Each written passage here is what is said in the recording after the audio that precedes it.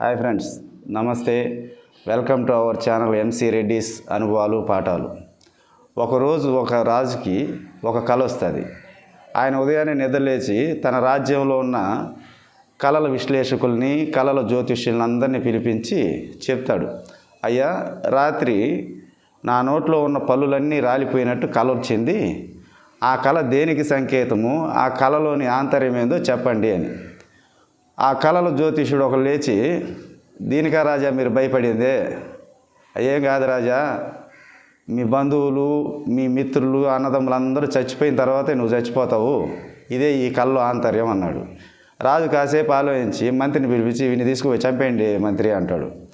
మంత్రి భటులను పిలిపించి ఇతని చంపేయండి అని అన్నప్పుడు వాళ్ళు దండనశాలకు లాక్కుపోయి వెళ్తారు.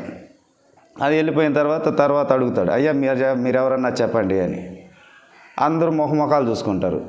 ఎందుకంటే ఆ దండనకు గురైన వ్యక్తి ఏదైతే చెప్పినాడో ఆ కళకు ఆంతర్యం అదే. ఇది చెప్పి వీళ్ళు ప్రాణానికి తెచ్చుకోలేరు కదా, అందుకని అందరూ మౌనంగా ఉన్నారు.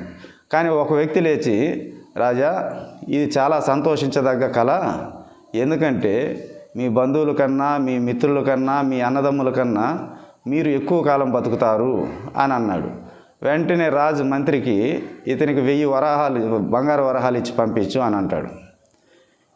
ఇది ఎందుకంటే విషయం ఏదైనా చెప్పేటప్పుడు పాజిటివ్గా ఉండాలి. ఈ మొదటి వ్యక్తి ఏమన్నాడు, రాజా దీనికే నువ్వు భయపడేది, భయం అనేది నెగిటివ్ వర్డ్.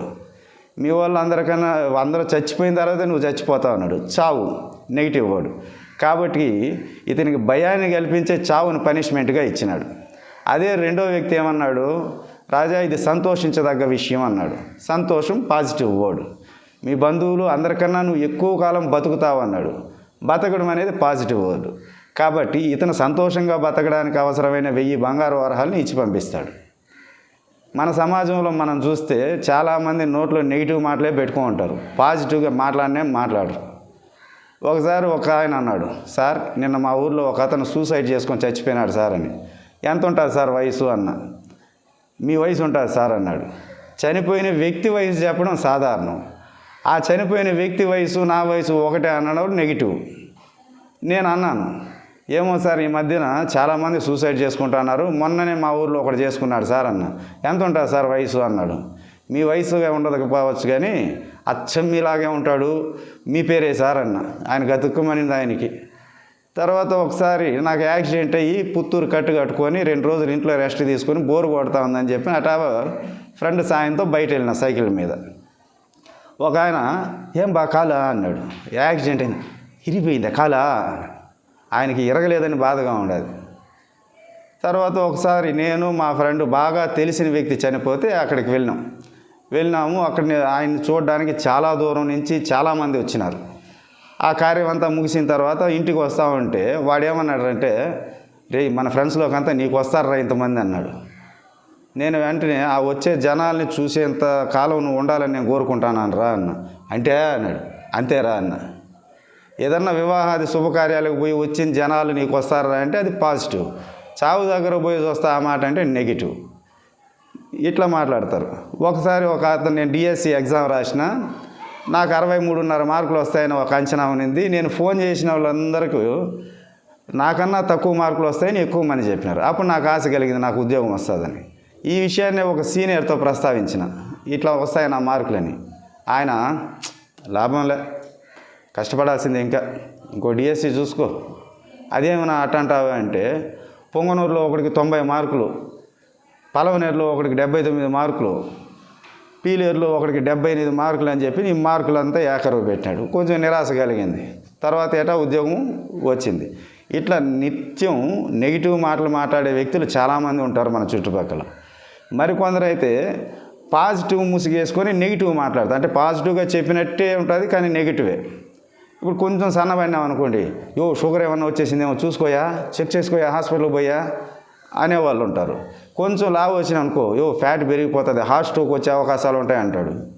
మనకు నచ్చిన పదార్థం ఏమన్నా తింటా ఉంటే ఆ పదార్థం హానికి కలిగించే ఇవన్నీ చెప్తాడు.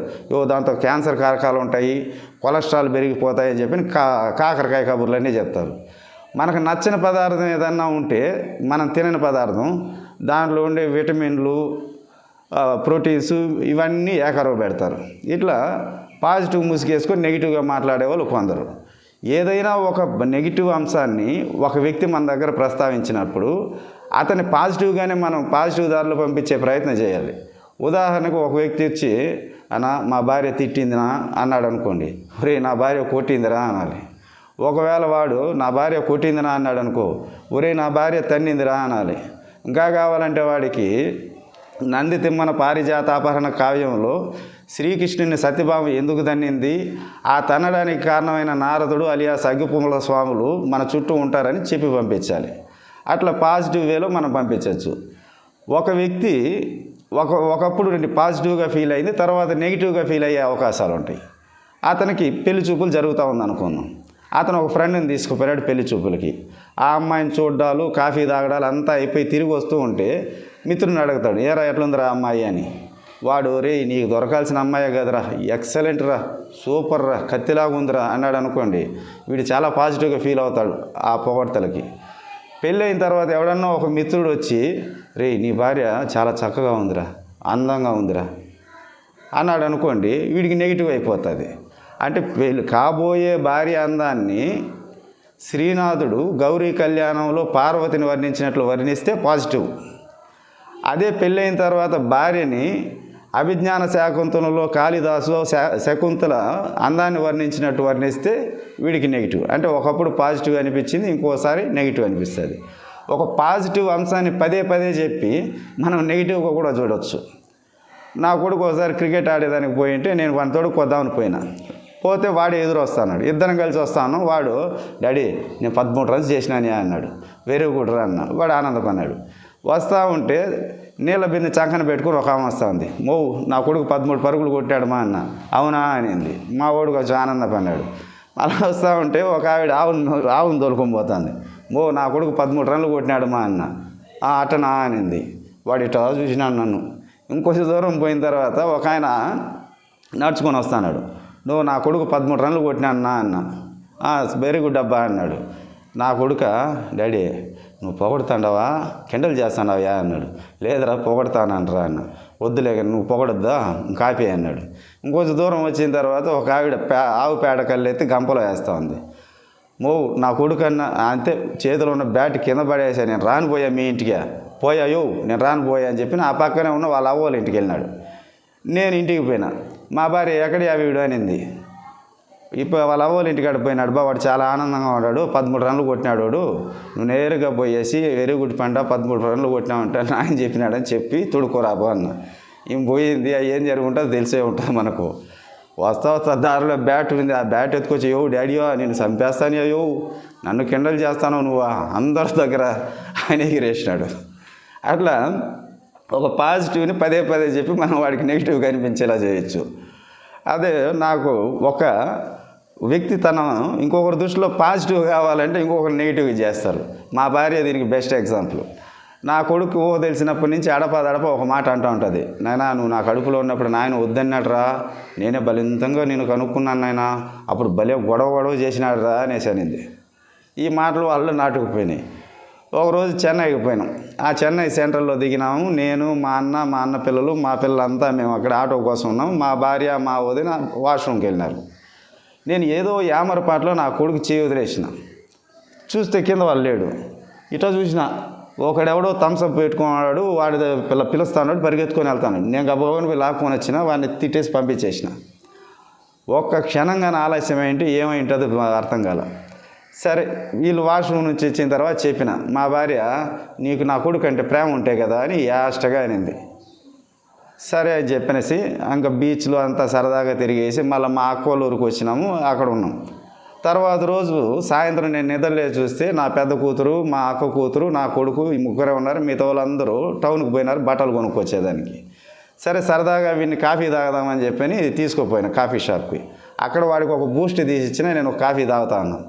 ఉన్నట్టుండి వాతావరణం మారిపోయింది. గాలి వాన ఎత్తుకున్నది. ఆ గాలికి ఆ వాన చినుకులకి ఆ రేకులు విపరీతమైన శబ్దాలు చేస్తాయి. బూస్ట్ తాగుతాను. వాడు బిత్తరపోయేసి డాడీయా నన్ను చంపేదానికి దొడుకొచ్చినవేందియా అన్నాడు. రే ఏమిరా నువ్వు అని నవ్వాలనో ఏడవాలనో అర్థం కాల. అంటే మనం పాజిటివ్గా ఉండడం కోసం ఇంకొకరిని నెగిటివ్ చేసేయచ్చు. ఇప్పుడు ప్రతి వ్యక్తి పాజిటివ్గానే మాట్లాడాలి. మనకు దీనికి బెస్ట్ ఎగ్జాంపుల్ ఏదంటే బద్దెన రాసిన సుమతి శతకంలో ఒక పద్యం, ఎప్పటికెయ్యేది ప్రస్తుతం అప్పటికా మాటలాడి అన్యుల మనంబున నొప్పింపక తానవ్వక తప్పించుకు తిరుగువాడు ధన్యుడు సుమతి. అంటే మన మాటలు ఎప్పుడు ఏది మాట్లాడాలో అది మాట్లాడి ఇతరుల మనసు నొచ్చుకోకూడదు, ఆ మాటలు మనకు నొప్పి కలిగించకూడదు. అలా మాట్లాడేవాడు ధన్యుడు అనేసి అంటాడు. Okay friends, be positive. Video నచ్చితే లైక్ చేయండి, షేర్ చేయండి, ఛానల్ని సబ్స్క్రైబ్ చేసుకోండి. Thank you so much.